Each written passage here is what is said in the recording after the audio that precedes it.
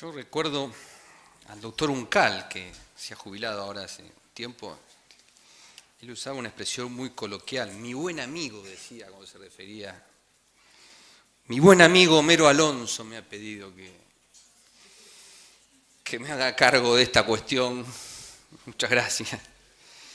Que desde luego, en modo alguno, importa intentar una exposición de corte académico, sino que siguiendo más que nunca los lineamientos de la doctora Falvo, lo que mencionó, a esto me refiero, es una reunión de trabajo, ¿no? Entonces, como es un tema en el que uno acarrea a veces más dudas que certezas y más fracasos que éxitos, ¿sí? Lo que voy a tratar de hacer es, en primer lugar, alguna reflexión sobre lo que se observa desde Mar del Plata, pero tengo una propuesta desde el sector que la puede motivar o generar el Ministerio Público. Voy a empezar un poco por el panorama. Realmente Mar del Plata es una ciudad que nos preocupa mucho el alto índice de hurto automotor, sobre todo. No tenemos un índice muy alto de robo. Nuestras cifras más importantes están en materia de hurto. Y en estos 12 años que lleva el sistema, es un tema que siempre nos ha preocupado. Lo he charlado reiteradamente con jefes policiales. Todos tenemos compartidamente distintas teorías. No hay en principio grandes desarmaderos. Los procedimientos que se han hecho nos están mostrando una atomización en el corte, es decir, talleres. Lo que sí hay es grandes casas de repuestos, que además, yo lo venía comentando hoy con algunos colaboradores en el coche, realmente han tenido un crecimiento económico que difícil de sostener en una actividad únicamente lícita, ¿no? Es decir, permanente agrandamientos de espacios, compras de terrenos adyacentes, playones. Cuando uno ve las casas de repuesto que están sobre la avenida Colón, que trabajarían dentro de la legalidad, son siempre chiquititas, un local de 4x4, y cuando uno va a pedir un repuesto, tiene que esperar 4 días para que lo traigan de Buenos Aires, un repuesto original. Entonces, esto es lo primero que se ve. En algún momento se habló de una línea Necochea. Hemos intentado allanamientos trabajando con la gente del Departamento Judicial de Necochea. Lo cierto es que el número no solamente no baja, sino que se mantiene constante. Por otro lado, se observan como patrones, es decir, hay meses de 160 hurtos, al mes siguiente 165, 159 el que sigue, 170. Es decir, pareciera que hay ahí un patrón, lo cual esto estaría exhibiendo. Es decir, yo no creo realmente, y parece una ingenuidad lo que estoy diciendo, pero estoy tratando de hacer un análisis, no creo realmente que si se tratara de Selfman, como le dicen en Estados Unidos, es decir, de gente que se hace a sí mismo, que hurta un auto para vender el repuesto, no nos daría este patrón de reiteración. Entonces, en principio pareciera que tenemos 2 o 3 circuitos. Por un lado, el tallerista que inclusive atiende un Renault 12 modelo 1980 que posiblemente tenga contacto y en función de lo que también estamos viendo como recuperación de vehículos, que está alrededor de un 20, de un 25%, se llevan un auto y le sacan el carburador. Por un lado parecería que este sería el primer circuito. Y el otro circuito, indudablemente, son estas casas de repuestos que es posible que estén proveyendo a mercados distintos a lo que es el mercado de Mar del Plata en sí mismo, porque hemos tenido en algún año meses de 320 hurtos por mes de automotores. ¿A qué se debe semejante cantidad de hurtos en una ciudad como Mar del Plata?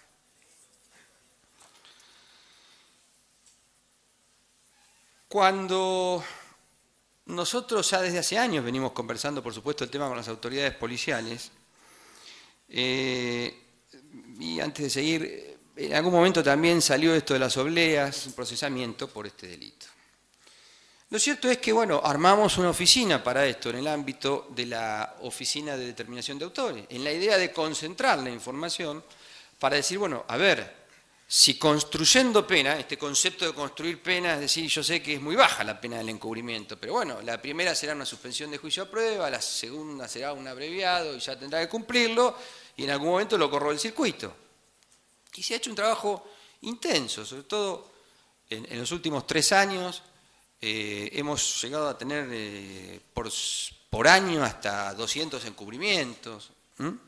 Hemos tenido condenas, las condenas, suspensión de juicio a prueba, abreviados con condicionales. Entonces llega un punto en el que uno trata, es más, seguimos a pesar de esta condena sin bajar el número del delito.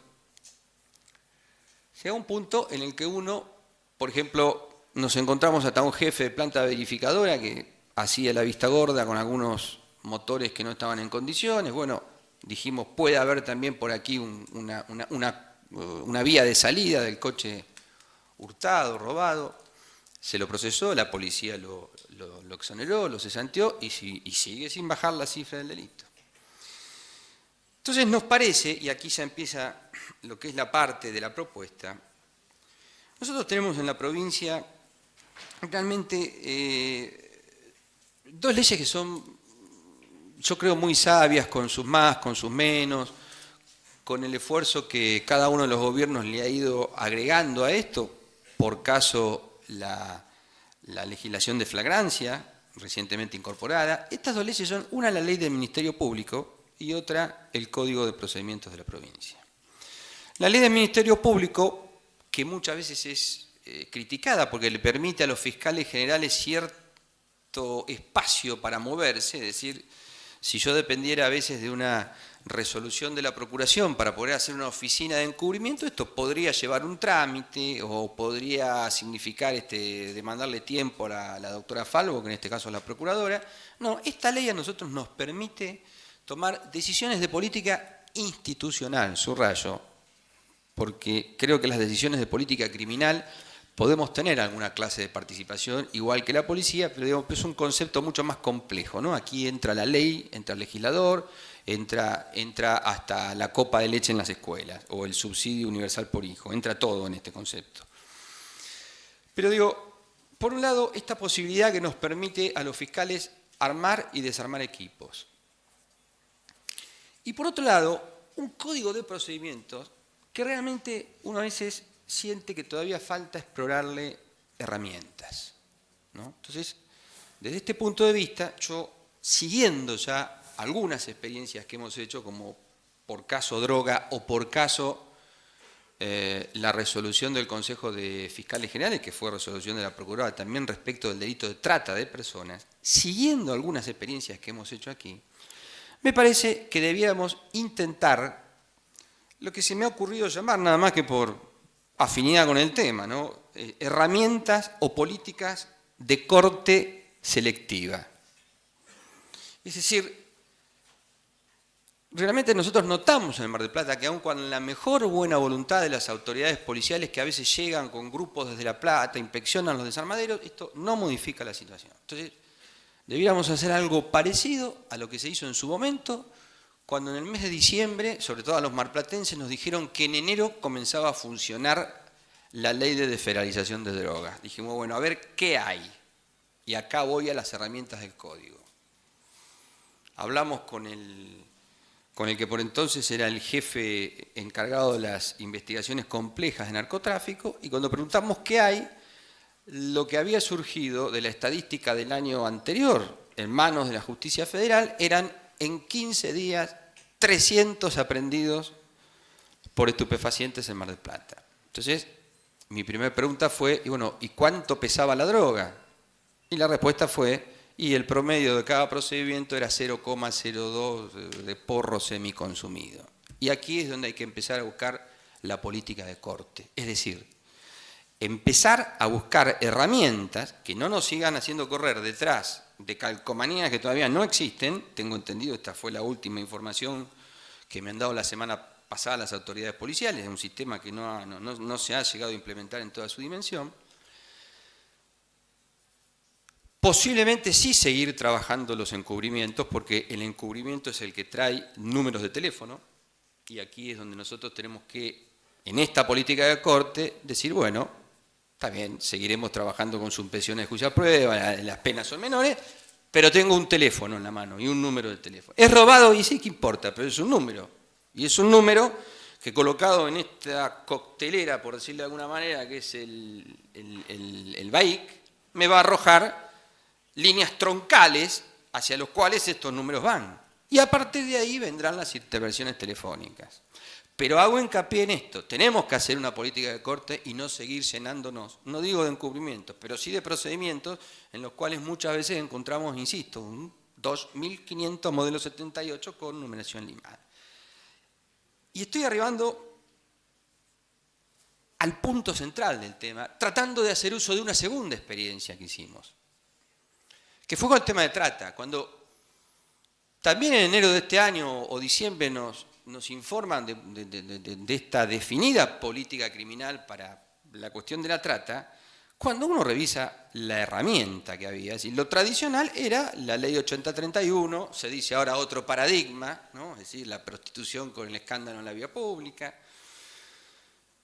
que saben muy bien que por los juzgados correccionales esto no resistía a ningún análisis, ya hasta por la desactualización que tiene el propio código de faltas. Entonces, tratando de buscar la vuelta al tema, uno encuentra la ley 12331, que es la ley de profilaxis, de 1935, hasta las expresiones están desactualizadas, pero bueno, pero haciendo una lectura hasta de los pactos internacionales y del Código Penal, que hay que leerlo, digamos, de manera conglobada, de manera armónica, llegamos al punto del decomiso de bienes. Y en esto todos tenemos alguna deuda, porque realmente, salvo la gente que ha trabajado, digamos, el narcotráfico en el alto nivel y de repente encontraron un avión y dijeron, uy, esto hay que secuestrarlo para que vuele la policía. Lo cierto es que nosotros estamos acostumbrados a pedir el decomiso del arma nada más. Pero cuando en Mar del Plata comenzamos a pedir el decomiso de los lugares donde se ejercía la prostitución, quebrantando la ley de profilaxis, y se lo explicamos a los jueces de garantías, los jueces de garantía dieron los allanamientos. Y fíjese qué fenómeno se nos produjo. Los dueños de estos piringundines, como se dice en la jerga, algunos de ellos, por ejemplo, ya había sido condenado hasta por comercialización de estupefacientes. En el momento que hicimos el procedimiento, bueno, lo tomaron como un procedimiento más. La policía notificó del 60, como se hace de costumbre, no aparecieron ni siquiera a ver la causa. Como nosotros estábamos en esta pelea procesal por instaurar el decomiso de esos lugares, concretamente a uno le enganchamos 4 propiedades en el centro de Mar del Plata, muy, muy valiosas. Una de ellas, su propia casa, que en el primer piso, hasta lo declararon abiertamente en una grabación que tenemos autorizada por el juez de garantía, sus hijas hacían los deberes con las chicas que trabajaban cuando estaban desocupadas, ¿no? Entonces tenemos todo grabado a esto. Entonces le pedimos también una inhibición general de bienes, lo cual le inmovilizó todos los bienes. Y este tipo no había aparecido, para decirlo claramente, hasta que no recibió, ya pasada hasta por cámara, digo pasada hasta por cámara, porque nosotros mismos la apelamos porque no nos satisfacía la forma en que había salido y queríamos dejar sentado un precedente. Cuando recibió la notificación de la inhibición general de bienes, se presentó un abogado de inmediato.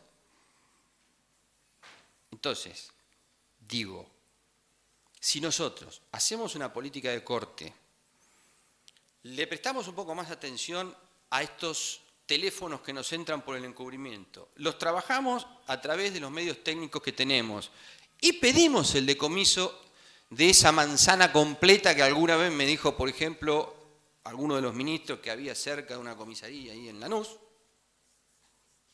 le estamos pegando en el centro de la actividad, con una buena intervención telefónica donde se note que lo que hay es un reclamo de repuestos. Le estamos pegando en la base económica de la actividad y estoy utilizando una expresión que es muy poco procesal, es muy coloquial esto de pegar, pero digo, y posiblemente comencemos a ver algún resultado. Nosotros tenemos que ir a las usinas que de alguna forma están succionando todos estos vehículos del mercado. Yo sinceramente cuando leía el debate de la ley, quizá alguno me puede ilustrar, no sé cómo terminó, en el Congreso de la Nación para prohibir los desarmaderos, digo, dije, bueno, esto está al filo de la inconstitucionalidad, porque, digamos, porque si es un acto de comercio que está ejercido legalmente, pareciera que prohibir esto, pero hay otras posibilidades. Fíjense, otra cuestión que no le significó, digamos, a estos lugares, por lo menos a las casas de repuestos, ningún golpe duro, fue cuando se le pidió al gobernador Solá la modificación de la ley que permitía transformar a la Fiscalía del Estado en una concesionaria de automóviles, porque se remataba todo y en realidad iban a comprar los papeles de un coche viejo para blanquear a partir de estos papeles un montón de repuestos después sin numeración. Tampoco se notó una baja con esto, por lo menos en Mar del Plata, y creo que los colegas del resto de la provincia han observado lo mismo. Entonces digo, hay que pensar en ir por la investigación tecnológica en estas condiciones, no seguir entreteniéndonos entre todos, porque esto es un disperso de esfuerzos policiales y fiscales con andar buscando obleas por los desarmaderos. Y yo creo que por lo menos vamos a estar intentando un camino, digo, que es hasta más fácil que la persecución del lavado de dinero, donde es muy difícil, esta figura del encubrimiento por lavado de dinero es complicadísima, porque hay que conectar el origen del dinero, que a veces viene triangulado por un montón de entidades bancarias internacionales. Necesitamos una unidad de información financiera que está cuestionada hasta por Estados Unidos. Esto no, esto es más evidente. Yo a veces paso por casas de repuesto de Mar del Plata y veo que siguen creciendo, compran el terreno al lado, veo camiones estacionados en la puerta, hasta frigoríficos. Digo, y esto es un poco lo que me interesa dejar como idea. En el caso de los prostíbulos, cuando hicimos lo de Balcarce, que había 4, los 4 quedaron clausurados, inclusive ahora nos avisó el comisario que habían abierto uno, se volvió a pedir la clausura, están todos inhibidos de bienes, de sus propietarios. Se planteó una inconstitucionalidad, fue rechazada también, es decir, la medida avanza con éxito, y es más complejo trabajar con una ley conexa de la ley de trata de personas, como es la ley 12331, que es de 1935, y tuvimos que hacer toda una interpretación constitucional y supraconstitucional en orden a los pactos internacionales para poder a decir, bueno, sí, también se puede aplicar el decomiso con esto. Utilizando el artículo 23 del Código Penal, que es mucho más generoso de lo que nosotros a veces mismo en nuestra aplicación cotidiana lo interpretamos. Coincido, comisario general Maskin, con esto de hacer equipo. Justamente fue esto lo que nos pasó hace 15 días atrás, con un caso de extorsión muy serio y bueno, con un grupo que movilizó de inmediato el comisario general, tenemos detenidas a 2 personas. Sin saber cuál era el contenido de esta reunión, y esto también tengo que decirlo, nos habíamos juntado la semana pasada con el comisionado Castelli y con Perroni, que es el director de la DDI. Habíamos armado una mesa para ver si podemos entrarle en este sentido o con este alcance a la cuestión. Yo no represento a mis colegas, pero también es cierto que a veces siento algunos colegas que nos dicen que esta alineación de planetas y de coordinación entre seguridad e investigaciones no siempre es tan sencilla. Nosotros en Mar del Plata la tenemos y hacemos votos para que justamente en esto de conformar equipos esto pueda afirmarse. Y por último, bueno, no más que agradecer a la doctora Falvo, me dio la noticia un poco tarde de que van refuerzos de fiscales, ya alquilé una semana en Piriápolis, posiblemente la hubiera pasado bien con el patito en Santa Clara, pero es un refuerzo al fin. Así que les agradezco este tiempo y espero que algunas de estas ideas puedan tomar forma como para que podamos realmente terminar con esta cuestión. Gracias.